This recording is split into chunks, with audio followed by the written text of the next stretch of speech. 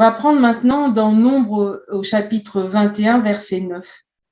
Il nous est dit que Moïse fit un serpent et le plaça sur une perche, et quiconque avait été mordu par un serpent et regardé le serpent d'airain conservait la vie. Parfois, et je suis sûre qu'à chacun d'entre vous, c'est arrivé, ou peut-être que vous êtes en train de traverser cela, mais on traverse des situations et on n'y comprend rien. Et on a tendance à faire un peu comme les Israélites. On est impatient, on murmure, on critique. Il peut même nous arriver de parler un peu contre Dieu ou contre des serviteurs. Et de la même manière, on peut arriver à dire, ici, il n'y a pas d'eau, il n'y a pas de pain. Et notre âme est dégoûtée de cette misérable nourriture. C'est ce que disaient les Israélites. Et je vous rappelle quand même que la misérable nourriture dont ils parlent, c'est la manne qui venait directement du ciel. C'est ce que Dieu leur donnait chaque jour. Et ma question, c'est combien de fois nous sommes ingrats de toute cette nourriture abondante que Dieu nous donne.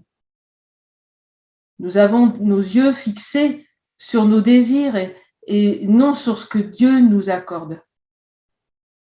Et c'est ainsi que nous manquons le but, nous péchons contre Dieu et des serpents arrivent de toutes parts.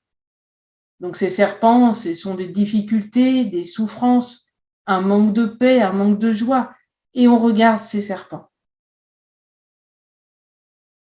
Nos yeux sont détournés car en fait là, nous regardons nos difficultés, nous regardons les serpents. Et je pense qu'à travers cette période de l'histoire, Dieu nous donne deux leçons importantes. La première, c'est la gratitude envers notre Dieu, de ce qu'il nous accorde jour après jour.